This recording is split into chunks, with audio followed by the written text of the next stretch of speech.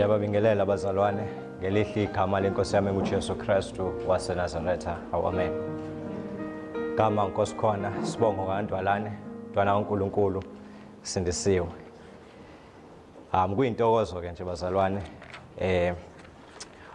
ukuthi nginamukele nonke Rock of Ages Bible Church. Sibandle lizimisele ukusho lokhu izwi likaNkulunkulu elikushoyo nokungakusho lokhu izwi likaNkulunkulu elingakusho. Amen. Sizovula nje bazalwane uTimotheo wesibili chapter number 3. Timotheo wesibili chapter number 3.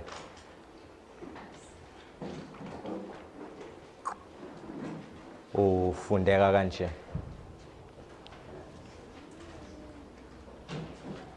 Verse number 16. Yonke imibhalo iphefumulelwe nguNkulunkulu, ilungele ukufundisa, nokusola, nokuqonda, nokuqondisa, nokuyala ekulungeni, ukuze umuntu kaNkulunkulu apheleliselwe yonke imisebenzi emihle. Ngicela ukuphinda.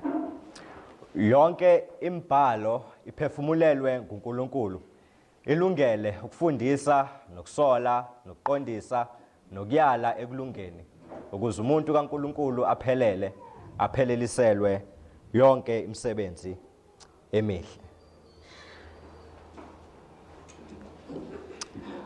Ngomnyaka kuwo lo nyaka lo ngoFebruary kwavela enye indoda gama layo uAlpha noma uAlf Lukawu owaclaim ukuthi wavusa umuntu owayesefile enensuku ezu4 noma ezu3 mengaphazama. NgoJuly onyaka odlule 2018 kwavela enye indoda eZimbabwe gama layo uTito Watts owaclaim ukuthi yena ke unamathikithi okungenisa abantu ezulwini. Ngo2014 ngoJanuary wakhona iDaily Mail yasibikela udaba olwashaqisa iSouth Africa yonke ngomlisa owayebizwa ngokuthi uLesego Daniel owatshena ibandla lakhe ukuthi malidla ukutshani ukuze lisondelane kakhulu noNkulunkulu. Kahle kahle into esingayisho ukuthi leminyaka le esikuyona abayibiza ngokuthi 20 noma i20th century ne21st century izale into esibiza ukuthi i-postmodernism. I-postmodernism isifundiso esithi ayikho into eyiqiniso.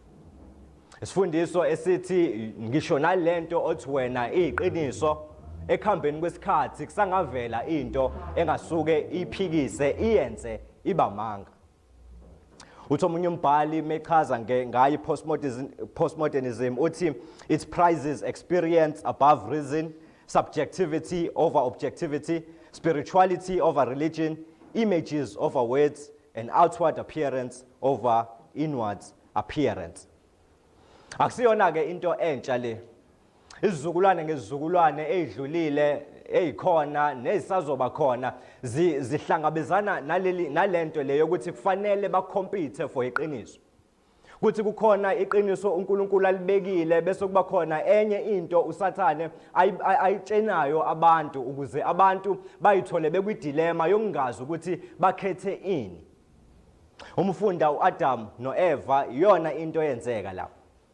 Ukuwa kaAdam noEva was not about ifruit nje abalidla, but it was about abantu bakaNkulunkulu bekhetha ukulalela noma ukudisobeya uNkulunkulu. Bekhetha ukulalela enye into apart from uNkulunkulu. Into uSathane wabatshena yona etsimini yaseEden ukuthi mabadle isithelo. Uma besidla lesi sithelo bazofana noNkulunkulu bakwazi okuhle nokubi. Akusho ukuthi laba babengakwazi okuhle nokubi. Babekwazi okuhle nokubi and babekwazi ngoba uNkulunkulu beyistandard sayo yonke into enhle nayo yonke futhi into embi. Bebebhekela uNkulunkulu mebefuna ukwazi ukuthi kulungile yini lokho noma ku-wrong yini. So kahle kahle inyoka ibatshena ukuthi yekelani ke manje ukuzwa ngoNkulunkulu, zitsheleni nina ukuthi yini right yini wrong. Ngamanye amazwi ibani standard senu sokudetermine okuhle nokubi. anisamdinga uNkulunkulu, seningakwazi nina uqobo lwenu ukuyibonela into enhle nento embi. And unfortunately bakhetha ukulalela inyoka. Kuye kwahamba ke kwihistory yonke kwaze kwafika la umhlaba kume ngathi uyayibona ukhanya okwakhanya kude ebumnyameni. Babeyibona lokukhanya kwakhanya kude ebumnyameni ngesikhathi kwakubusa khona inkosi eRome ekwakuthiwa uConstantine. uConstantine wahlanganisa umkhandlu endaweni yaseNicaea ngomnyaka wa325 AD. Wayihlanganisa lo mkhandlu lo ukuze azame ukuformalize inkolo yobuKristu ngoba wayebabonile abantu abakholwa uNkulunkulu ukuthi ngempela uma iworld view yabo ingadominate kakhulu eRome, isizwe saseRome singaphinde futhi siqine sibuyelane sihlangane futhi. Kwadla ukuthi uNkulunkulu ubekile amadoda alaziyo izwi lakhe. Wayebekile amadoda kulo ndawo ayaziyo into ayikholwayo. Lithi umlando uthi behlangana lamadoda baqala bachaza ukuthi ungubani uNkulunkulu. Bamchaza uNkulunkulu Baba, bamchaza uNkulunkulu Ndodana, bamchaza uNkulunkulu Moya Engcwele. Bayichaza indlela abantu ekufanele baphile ngayo, babakhombisa abantu ukuthi ngempela ba-accountable kuNkulunkulu. And uConstantine efeyila uembrace noma ukwamukela lolo qiniso lelo waphambukela ebantwini ethi maba embrace noma maba tolerate ezinye izinkolo. As a result lathi likhula ke lolo bandla elalaziwa ngokuthi namhlanje iRoman Catholic Church yakhula and yakhula inezithombe ezifakile khona noma yakhula ireligion yakhona noma iChristianity ingasekho pure. But kwasekhona ezinye izinkolo ababeyifakile noma eminye imikhuba ababesebenza. Uzathi omunye umbhali meyichaza uthi it has Christianized a pagan religion and paganized a Christian religion. Uthi iRoman Catholic yonke yayenza le yafike yathatha ingubo yeChristianity yayimbathisa wonke lawo amanye ama religion. Kwabe ngathi yona iChristianity eyipagan religion. Kwabe ngathi yona iChristianity into abantu ekufanele bayirejecte and ba-embrace wonke le eminye imikhuba noma yonke lezi ezinye izinkolo abayikholwayo. Unfortunately akugcinanga lapho. Abazange baphinde bakubona ukukhanya. Because the more ikhula lenkolo le, it was the more izwi kaNkulunkulu belibeke eceleni. Baze ba-affirma, ngicabanga ukuthi kwakuwa 16th century, ba-affirma ukuthi ngempela ikhona enye authority, likhona elinye igunya ebesingalithola ngaphandle kwezwi kaNkulunkulu. Babeka into esibiza ngokuthi noma bayibiza ngokuthi i-trifold authority structure. I-trifold authority structure ibithi igunya likaNkulunkulu litholakala number 1 kwiBhayibheli, number 2 litholakala kwi-church tradition noma kwimikhuba noma kwizinto ibandla lizimisele lona, and number 3 itholakala kwinto ababeyibiza ngokuthi i-magisterium. Now i-magisterium iyona ke into ababeyiprize kakhulu kunezwi kaNkulunkulu. Iyona into ababeyiprize kakhulu kunama traditions amabandla. I-magisterium yayifundisa noma ifundisa ukuthi uma upapa ekhulumile bathi ukhuluma kwi-ex cathedra, ngamanye amazwi ukhuluma ngamandla office lakhe njengopapa. Bathi uma ekhulumile yonke into ayishoyo ekulolo office lakhe ephethe lolo gunya lamandla office lakhe, bathi yonke into ayishoyo iyiqiniso and futhi it is free from error. It means wonke amazwi upapa angawakhuluma kwi-ex cathedra are free from error, are inerrant and are infallible. Afana ncamashi namazwi kaNkulunkulu. Ilapho abantu abadweba khona ulayini. Bathi cha, sicela usinikeze izwi likaNkulunkulu. Bathi susa kithi imikhuba yebandla. Susa kithi zonke izinto enizenzayo nina ezingekho kwiBhayibheli, nisinikeze izwi likaNkulunkulu. Ilapho kwavuka khona amadoda athi no, susa kithi amazwi kaPapa ne-ex cathedra yakhe, sinikezeni izwi likaNkulunkulu. Bathi abantu susa kithi zonke izinqumo labantu labo abangamazi uNkulunkulu abayithathayo bethi akwenziwe zonke lezi zinto ekufanele zenziwe ukuze sisondelane noNkulunkulu, bese usinikeza izwi likaNkulunkulu. Yini indaba ngitshena lokho? Ingoba khona ama-similarities phakathi kwalesi sizukulwane nalesi sizukulwane lesiyana. Kugathi mesibheka mhlambe le Catholicism le esishoyo isithathe into noma isithathe iform entsha esingayibiza ngokuthi icharismatism noma ama-charismatic movement anamhlanje. Maningi ama-similarities, awekho ama-differences. Kwi-Catholicism kukhona i-hierarchy. It means kukhona abantu abaseyikhundleni and izikhundla zakhona ziyashiyana. Fike kube khona ama-cardinals, kube khona ama-archbishop, kube khona ngisho nopapa ekugcineni lapha phezulu. Kanjalo nakuma-charismatics kukhona ama-hierarchy and izikhundla zakhona futhi ziyashiyana. Kukhona abapostoli, kukhona ababishop, recently ba-affirm ukuthi umbishop uselingana nompostoli, akusekho isidingo sokuthi umuntu ozibiza ngombishop ayishintsha athi umpostoli. Kukhona abantu abayibiza ngamaprofethi and kukhona abantu abayibiza ngama-overseer, nabo abantu nje izikhundla zilokhu ezanda and ukukholwa kwabo kuyancipha kakhulu. Enye i-similarity ekhona ukuthi bonke labantu laba kwi-Catholicism abakuma-structures baclaima i-authority engaphezulu kweBhayibheli. Kanjalo futhi nabantu abakuma-structures noma abakuma-positions of power kuma-charismatics baclaima i-position enkulu kakhulu kunale eyiBhayibheli. I-subjective interpretation enye futhi yama-similarities abanawo. Ukuthi uPapa last year wathi yena into ayisho noma i-true interpretation is found kwi-Catholicism. Kanjalo nalaba bayayithanda lento ukuthi ibona abaphethe interpretation yangempela. Ngisho noma iBhayibheli lingazichaza but bathi ngokubona kwami mina ngibona ukuthi mina lento ngiyibona kanje, ngiyakubona ukuthi uyibona kanjani wena but mina ngiyibona kanje. Nama extra biblical revelation nangapha bayawapromota, nangapha kwi-charismatics bayawapromota. Wathi omunye umbhali akuhlukanga lento kusayi-postmodernism ukuthi nje isigqokisiwe ingubo zokholwa noma ingubo zenkolo. Wathi ask a typical postmodernist ukuthi ngabe lento i-wrong yini, uthi impendulo yakhe izothi yebo. Mbuze futhi ukuthi ngabe lento ukhombe the same thing ukuthi right yini, uthi impendulo yakhe izothi yebo. It's because the postmodernist era isho njalo ithi ayikho into ekuthiwa iqiniso. Ingakho kudingeka manje more than ever ukuthi abantu abathi bangabantwana bakaNkulunkulu bavuke badefende izwi likaNkulunkulu.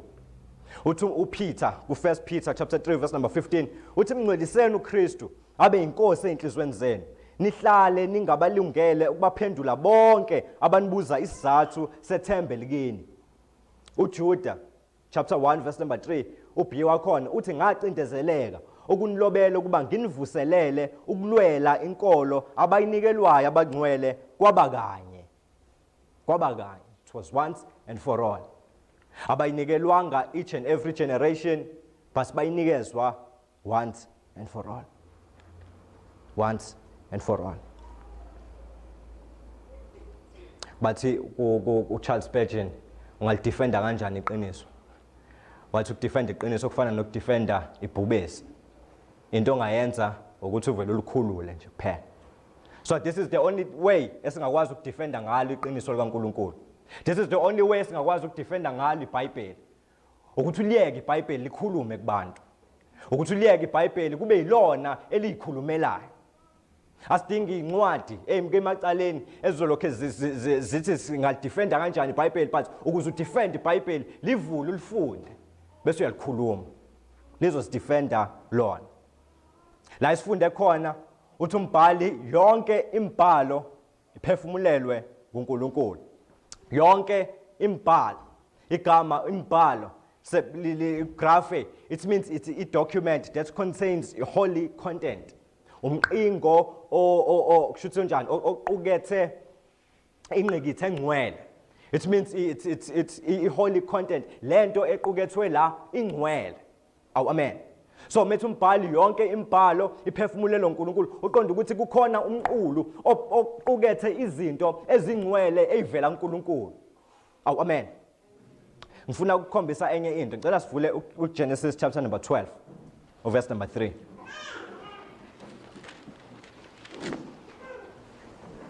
uGenesis chapter 12 verse number 3. Kubi wakhona. Mofunda verse 1 lithi uJehova wakhuluma kuMose ngithi. Then ku verse number 3 uyaqhubeka uJehova ukhuluma kuMose uthi ngiyakubusisa abakubusisayo ngiqalekise abaqalekisayo. Imndeni yonke yomhlaba iyakubusiswa kuwe. Ngiyakubusisa abakubusisayo ngiqalekisa abaqalekisayo. Imndeni yonke yomhlaba iyakubusiswa kuwe. Bese sifunda uGalatia chapter number 3. Galatia chapter number 3. Verse number 8 wakhona. Uthi kepha umbhalo ubona ngaphambili ukuthi uNkulunkulu uza kulungisisa abezizwe ngokukholwa. Walishumayela ngaphambili ivangeli kuAbraham wathi izizwe zonke ziyakubusiswa kuwe. Angazi noma uyiphikile in up leyo nto leyo. Ukuthi ngale kuGenesis uNkulunkulu oshoyo. But ngapha kuGalatia mase quote le yanto engale kuGenesis akasasho ukuthi uNkulunkulu uthe. But uthi imibhalo enze njani? Ithe. Oh amen. Asiphinde sibheke futhi Exodus chapter number 19 verse number 16 wakhona. Exodus 19 verse number 16 wakhona. Uthi kepha ngikumisile ngalokho ukuba ngikubonise amandla ami.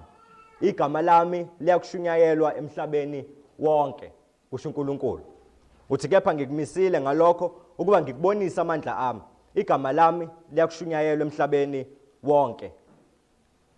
Vula amaRoma chapter 9 verse number 17. Siyavula impela lama scripture. Roma chapter 9 verse number 17.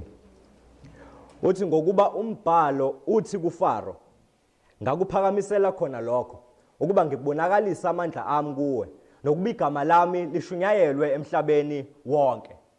La into ayenzayo uPaul uequator umbhalo namazwi kaNkulunkulu.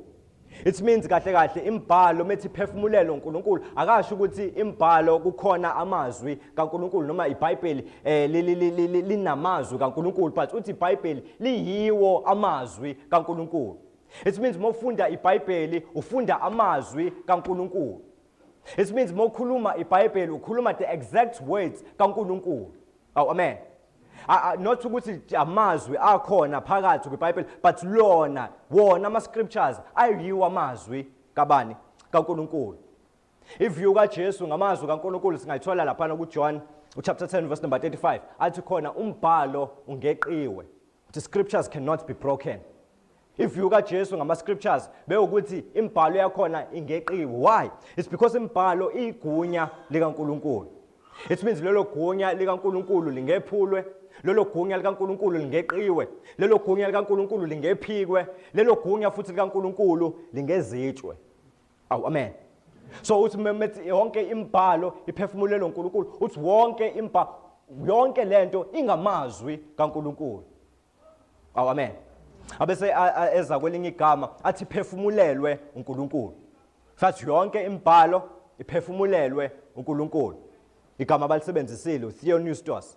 It means it is the very breath of God. Abayibhalanga nje babese baya uNkulunkulu abese wayifunda wa approve ukuthi ya iyona cha. But yona imibhalo it is the very breath of God. Kanjani? Ilento sibiza inspiration ukuthi uNkulunkulu ngomoya wakhe ongcwele wasebenza ngamandla kulamadoda lawo. Wasebenza ngamandla such that wa controller ama actions abo. Walawula imizindlo yengqondo yabo. Waze waqondisa ngisho nolimi lwabo ukuze bakhulume lokhu uNkulunkulu afuna ukuthi bakhulume. Benze lokhu uNkulunkulu afuna ukuthi bakwenze. Bacabange lokhu uNkulunkulu afuna ukuthi bakucabange. Amen. So lento le abayithathayo bayibhala phansi babebhala wona ngqo amazwi kaNkulunkulu. Wakwathi omunye no Paul yasho ukuthi kepha kusho mina akusho izwi. Amuzi kuphi? Ikuphi la wathi khona uPaul kusho yena kusho izwi. Amen. Na kulokhoza abazalwane 1 Corinthians chapter number 7. Mhlambe usho njalo but ekugcineni ufaka into athini? Athi nami nginani? Nginomoya kaNkulunkulu. Meaning yonke lento engiyishilo yazini ukuthi nami nginani? Nginomoya kaNkulunkulu. Ku chapter number 14 la engazi ukuthi uyena umisa khona umthetho. etshena ukuthi abantu bebekhuluma izilimi mabenze njani, ebatshena ukuthi ebamandleni fanele kukhonzwe kanjani. Egcineni uthini? Uthi uma umuntu eclaim ukuthi yena ungowomoya noma unesiphiwo thizeni ungumprofeti, makaqonde ukuthi lokho engikubhalayo kuyini, kumlayelelo wenkosi. Ilezo indawo zo2 and uyayijustifya kuona wo2 lezo indawo ukuthi akusiyena oshoyo but uNkulunkulu oshoyo. Amen. So akusikho ukuthi iBhayibheli linamazwi abantu. Washo omunye osasikhuluma na kuFacebook ukuthi iBhayibheli linamazwi abantu noma liphinde libe namazwi kaSathane, liphinde libe namazwi kaNkulunkulu. So mawufunda fanele uqaphele ukuthi ufunda mapha amazwi. No. Alinawo amazwi abantu. Alinawo amazwi kaSathane. Yonke into ebhalwe la iphefumulelwe uNkulunkulu. Yonke lento ingumbhalo ongcwele, ingamazwi kaNkulunkulu uqobo. Ingamazwi kaNkulunkulu uqobo. Nayo uSathane kuchapter number 3, nayo uSathane kuJobe, nayo uSathane ngale kuIsaiah, nayo le eyolinga uJesu ngale kwilokhoza kuma Gospels. Yonke into wayeyenza was controlled by uNkulunkulu. Amen. It means ne intention kaNkulunkulu ngale yayinto le. It means yonke into esoyifunda la eBhayibhelini inguNkulunkulu uqobo. Phefumulelo uNkulunkulu uqobo. Amazwi kaNkulunkulu lawo. Amazwi kaNkulunkulu uqobo. Uthini uyaqhubeka athi kulungele ukufundisa. Why? It's because ngeke size simazi uNkulunkulu. Lesi iBhayibheli lasitshela ngokuthi abantu ba spiritually blind, meaning abantu abayazi into enhle futhi abayifuni ukwazi into enhle. But bengayazi abasiboni futhi nesidingo sokuyazi. So ngenxa yayo imibhalo siyakwazi ukwenza njani? Ukufunda ukuthi uNkulunkulu ungubani. Ngoba ngaphandle ukuthi uNkulunkulu asimbulele ukuthi yena ungubani, thina soze samazi ukuthi uNkulunkulu ungubani. Amen. So melithi iBhayibheli ikulungele ukufundisa is because ireveala ukuthi uNkulunkulu ungubani. Akasoze uNkulunkulu azirevele emaphupheni akho cha. But usezirevealile noma usezambulile kuphi ezwini lakhe. So njengoba kusho izwi kanjalo uNkulunkulu njalo. Kusilungele ukuthi lisifundise. Angagcini lapha sithi kusho nokusola. Kusho nokusola. Kulezi insuku postmodern era yakhona ifundisile abantu ukuthi bathi ungangihluleli ngoba nawe awukho perfect.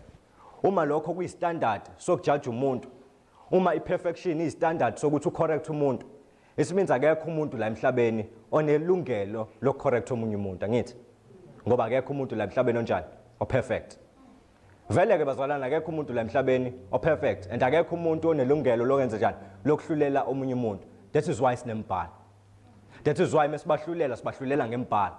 That is why sibaqondisa ngembhalo. That is why sibasola ngani ngembhalo. It means uNkulunkulu usiprovidile yonke lento esiyidingayo empilweni. Usiprovidile ukuthi abantu sobafundisa ngani, sobafundisa ngembhalo. Abantu sobasola ngani, sobasola ngembhalo. Abantu sobaqondisa ngani, sobaqondisa ngembhalo. Abantu soba-advise kanjani, soba-advise ngani ngembhalo. Because without iBhayibheli noma without amazwi kaNkulunkulu, ngisho ne-advice ongayinikeza abantu, ne-counseling ongayinikeza abantu i-useless. I-useless. Uthi umbhali imbhalo lephefumulelo uNkulunkulu iyasifundisa, sifundiswa ukulunga kaNkulunkulu, isola ukuze silungiswe uNkulunkulu, iyasiqondisa futhi ekulungeni kaNkulunkulu, isiyala ngakho ukulunga kukaNkulunkulu. Abesabeka ireason yokuthi indaba kunjalo. Verse number 17. Ukuze umuntu kaNkulunkulu aphelele. Atios apheleliselwe bathu exatizo. Meaning aphele abe complete yena uqobo. Yena uqobo abe fully equipped ezweni likaNkulunkulu. Yena uqobo amazi uNkulunkulu ukuthi ungonjani. Yena uqobo azi yonke intando kaNkulunkulu. Mangagcini ngokuyazi abe sayapheleliselwa abe equipped fully. Amen.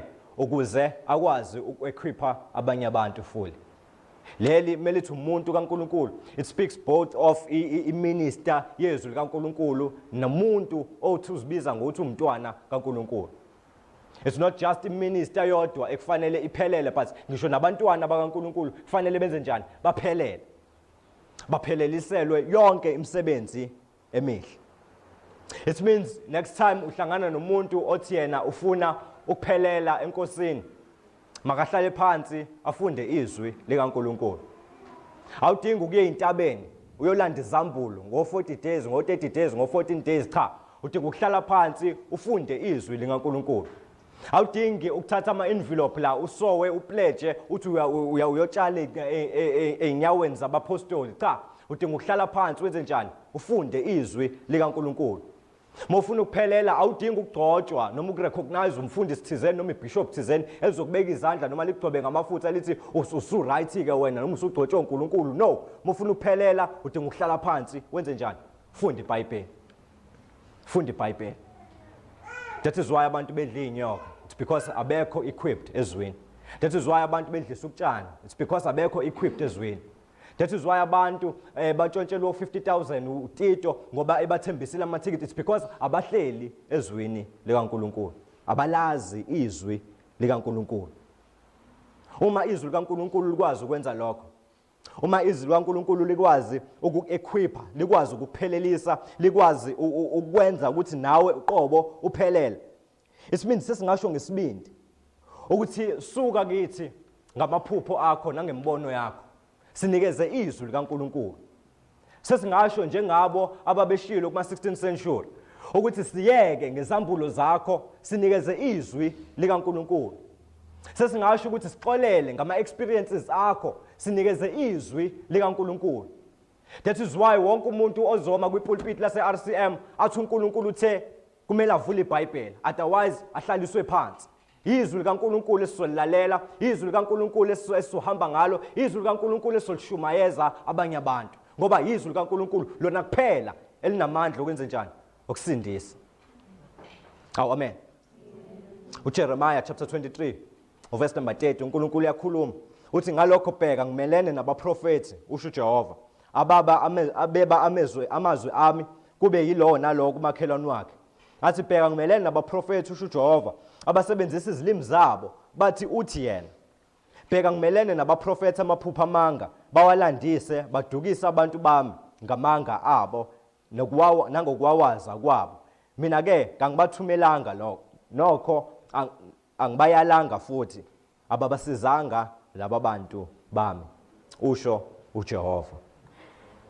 uNkulunkulu uthi la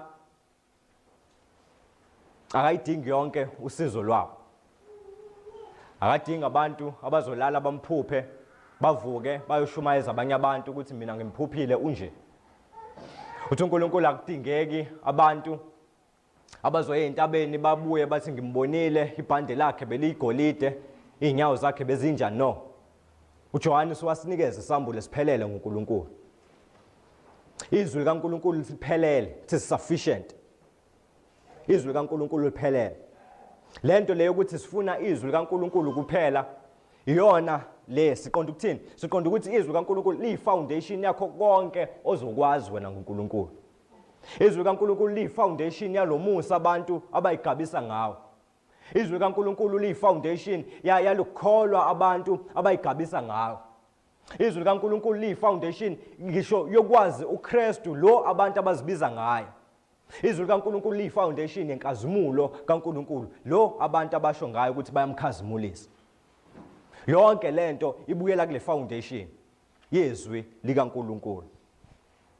iBhayibheli liphelele, iBhayibheli licacile, iBhayibheli linegunya, iBhayibheli liyisidingo. Liyisidingo sokusindiswa kwethu.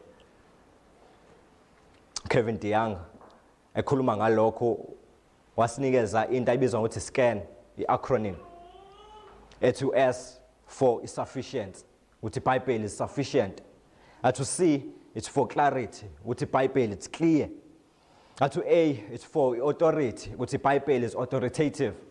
To N is for necessity, ukuthi iBhayibheli is necessary. It is necessary. Sikhuluma ngento esibizwa ngokuthi sola scriptura. iBhayibheli kuphela. Amen. iBhayibheli kuphela. Now kunento abantu abayibiza ngokuthi solo scriptura. Yini umehluko? Le isola a, then solo o. Umehluko umehluko bazalwane la ukuthi laba abakholelwa kwisolo scriptura bathi umuntu neBhayibheli kuphela. Akayidinga enye into. Udinga nje ukuthi ahlale phansi neBhayibheli lakhe kuphela. That is solo scriptura. Yilento ama-Anabaptist ayekholelwa kuyo. Bekholelwa ukuthi nje hamba thatha iBhayibheli uzivalele la uzivalela khona. Sobonana ezulwini. Then isola scriptura lethi nesiafemayo. Asisho nje ukuthi umuntu neBhayibheli kuphela, but sithi umuntu nakho konke okuqukethwe iBhayibheli kuphela. Amen. Yini okuqukethwe iBhayibheli? iBhayibheli lisitshenile ukuthi ukuze wena usindiswe udinga ukwazini? Udinga ukwazi the correct content, udinga ukukholwa, udinga zonke lezi zinto ezibhalwe phansi eBhayibhelini.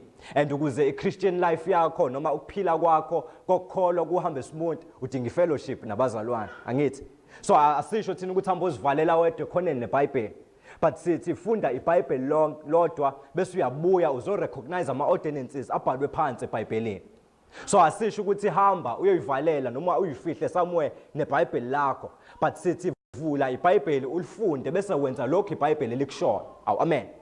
So labo babefuna ukuzi-isolate, ama-Anabaptist ayefuna ukuzi-isolate ngoba kholelwa ukuthi uma uneBhayibheli awusayidingi ngisho ne-fellowship, awusadingi kube i-church member, awusadingi ukuthi ube ngaphansi mhlambe kwabefundisi nani, but udinga nje ukuthi uhlale neBhayibheli lakho ehlane kuphela. Thina sithi isola scriptura ukuthi iBhayibheli nokuqukethwe yilo kuphela. Sichazile ukuthi uqukethwe ukuthi uKristu ubekile ama-ordinances, uKristu ubekile ama-commands, uKristu ubekile indlela abantu abathi bayakholwa ekufanele ngabe baphila ngayo. Ubekile ukuthi fanele babhabhadiswe, ubekile ukuthi fanele kudliwe isidlo, ubekile ukuthi fanele bahlanganyele whether privately noma kwi-corporate worship njengaba sihlangene namhlanje. Ukubekile konke lokho ukuthi siyadingana sisonke singabazalwane. Amen. So ingakho sithi siholda iview yani yesola scriptura, not isolo scriptura. Ingoba iscripture kuphela noma iBhayibheli kuphela eli-basis noma eli-foundation yokusindiswa kwethu. Kunendoda ngicela ukufundela 1 Corinthians chapter 15. I believe ku2 Corinthians chapter 12 usuke ekhuluma ngaye. Mase ngiyamazi umuntu eKristu enyukele kwelesithathu. Asho ukuthi wabona izinto wayengavunyelwa ngisho nokuzibona. Indoda enezambulo ezinkulu nezimangalisayo. Indoda ebengasitshena izinto mhlambe ezifihliwe, izinto thina uqobo lwethu esingazaziyo. Indoda yasivezela konke esidinga ukwazi mayelana nensindiso. Kodwa uma ibhala noma uma isitshena ukuthi yakwamukelaphi lokho, ngicela ukufundela uzozizwela. Uthi kepha bazalwane ngiyanikhumbuza ivangeli enganishumayeza lona, nenalamukelayo nenimikulo, nensindiswa ngalo nxa nibambelela ezwini enganishumayeza lona. Uma kambe ukukholwa kwenu kungabanga yize. Ngokubuka oqala nganika lokho engakwamukela nami ukuthi uKristu wafa ngenxa yezono zethu njengokwemibhalo. Yamuzwa? Nokuthi wambelwa nokuthi wavuswa njengokwemibhalo. Amen. Uthi Paul lokho enginika kona engakwamukela ukuthi uKristu wafa njengoba ngambona mhlazane nginyukile ngiye kwelesithathu. Cha. Akasho ukuthi lento enginikeza yona ilento uNkulunkulu wangivulela yona mhlazane ngibizile ngezulwini. Akasho ukuthi ama-visions mhlambe akawabone noma amaphupho akawabone phela umphostoli ngithi wayengasho noma yini and sikhona. But uthi njengoba ngilitshena into enakholwa yona nento enasindiswa ngayo angizange ngiyithathe anywhere else but ngiyithathe njengokusho kwani kwemibhalo. Amen. Akabatshenanga ama-visions akhe. Akamanga phambili uzuyasho ngale kubaseKorinte besibili ukuthi ubengenza zonke lezi zinto. But akazenzanga zonke lezo zinto lezi abengazenza. Akazibonakalisanga engumpostoli ongcono. Even nabantu ababemgxeka bethi bona bangcono kunaye akazibongi yena ngezambulo zakhe. But uzibonga njengokusho kwani kwemibhalo. Uzabhala athi wonke umuntu ozibongayo makazibonge ukuthi uyamazi bani uNkulunkulu. Amen. It means ama-visions akawabalanga. Amaphupho akhe akawabalanga. Sambulo mhlawumbe bengahlakanipha kakhulu asinikeze izambulo but nazi izambulo akazibalanga. Uthi njengokusho kwemibhalo. Umushumayeza umuntu wena umshumayeza njengokusho kwabani? Uma wena ukholwa njengokusho kwani? Njengoba uclaim ukuthi usindisiwe, usindiswe njengokusho kabani? Uma wasindiswa ngenxa yephupho thizeni lo muntu wathi ubuye esihogweni, uma wasindiswa ngenxa mhlambe yephupho lakho waliphupha wabona mhlambe nawe uke esihogweni wabona usindiswa, usindiswa ngendlela errong ngoba ukukholwa. Romans chapter number 10 uthi kungena ngokuzwa, ukuzwa ngena ngani? Ngezwi lika Kristu. Amen. That is the only method uNkulunkulu ayibekile ukuthi abantu bazokholwa uma benjani? Uma bezwile izwi lakhe. Angeke bakholwe ngokuthi wena usuke wama ngaphambili wakhuluma kahle ngoKristu, mhlawumbe ubuqamba amanga. Wonke umuntu angasukuma akhulume kahle ngoKristu, but sakholwa ngenxa ukuthi kwakhulunywa okuyiqiniso ngoKristu njengokusho kwemibhalo. Yini indaba sifunda izwi likaNkulunkulu ngoba futhi liyasingcwelisa. Angithi uthe umbhali liyasiphelelisa, senza siphelele phambi kaNkulunkulu. Siphelela kanjani? It means siyamukeleka nokwamukeleka phambi kaNkulunkulu. John chapter 17 verse 17 uJesu uyakhuleka uthi bangcwelise ngeqiniso. Athi izwi lakho liyiqiniso. So futhi ubungcwele kholwa, funda izwi likaNkulunkulu. Lalela izwi likaNkulunkulu. uJC Riley wathi the more ulalela amanga, the more uzokholwa amanga. Make sure ukuthi indlebe yakho uyibeke ezwini likaNkulunkulu. Yabo ukuthi ubungcwela kuyona into ekude kakhulu. Uzathi umpostoli Paul aningasho nokuthi ubani uyakuswelela ngaphandle noma uyakunyukela ezulwini ubani futhi uyakusiyela ngaphansi endaweni zabantu abafileyo. Uthi no, uthi izwi liseduze kakhulu. Seduze kakhulu nendebe zomlomo wakho. Ukuthi ukholwa enhliziyo kube ukulunga. Uvume ngomlomo wakho ukuthi uKristu Jesu wafa wavuka ungumsindisi. Athi bese uyasindiswa. Izwi likaNkulunkulu liyasingcwelisa. Izwi likaNkulunkulu liyasingcwelisa. Mofunda uJohn chapter 20 verse number 31. Uthi kodwa lezi zilotshiwe ukuba nikholwe. Zilotshiwe, it means zibhaliwe phansi zingumbhalo ukuba nikholwe ukuthi uJesu onguKristu indodana kaNkulunkulu. Nakuba nikholwe nibe nokuphila okuphakade. Uthi ziningi izinto uJesu wazenza and mengase zibhalwe zonke izwe lonke alisoze laba nendawo yokuzibeka lezo incwadi ezingabhalwa. Abesathi kodwa lezi ezibhaliwe they are carefully selected ukuze wena wenze njani? Ukholwe ukuthi uKristu uyini? Uyinkosi noma uyindodana kaNkulunkulu. Uma sukholiwe ube nokuphila okuphakade. Uma umbhalo wenza zonke lezi zinto engiyichazile, yini indaba pho ungawufundi? Uma wehlelo kusaba wenze njani? Funda izwi kaNkulunkulu. Uma ufikele ungabaza wenze njani? Kumele ufunde izwi likaNkulunkulu. Uma udabukile udinga induduzo wenze njani? Fanele ufunde izwi likaNkulunkulu. Uma ungazi ukuthi fanele wenze njani, wenze njani? Ufunda izwi likaNkulunkulu. Ngicela ukufundela ngivala uPetru oqala osibili chapter number 1 wakhona.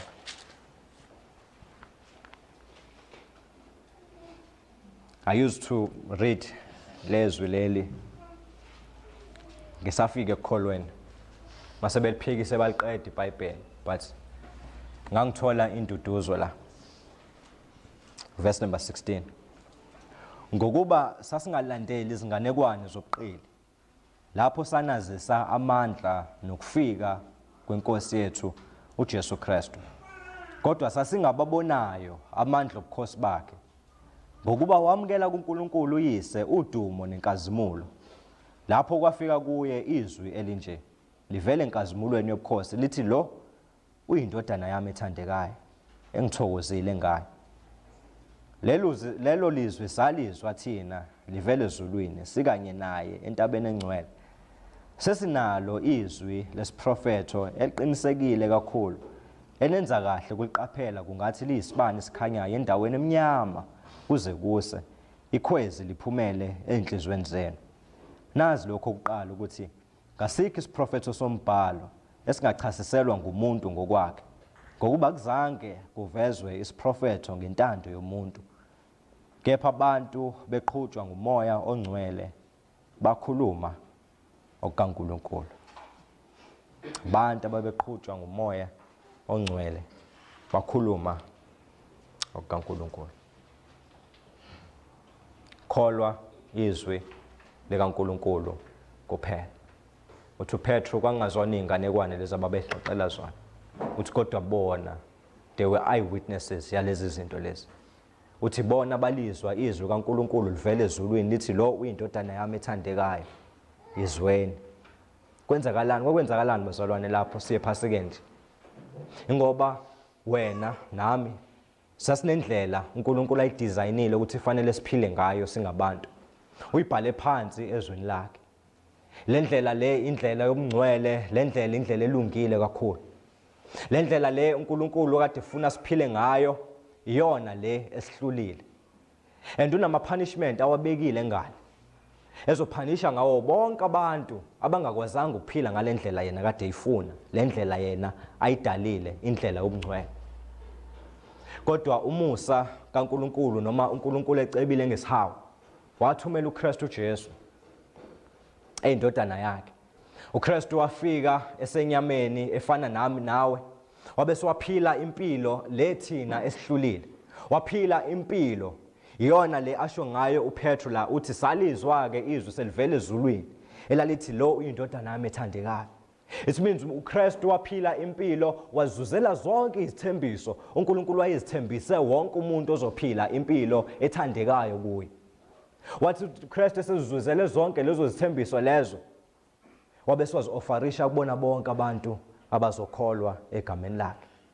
Wathatha izono zabo wahamba wayobethelwa noma wathwala icala labo esiphambanweni. That is the gospel.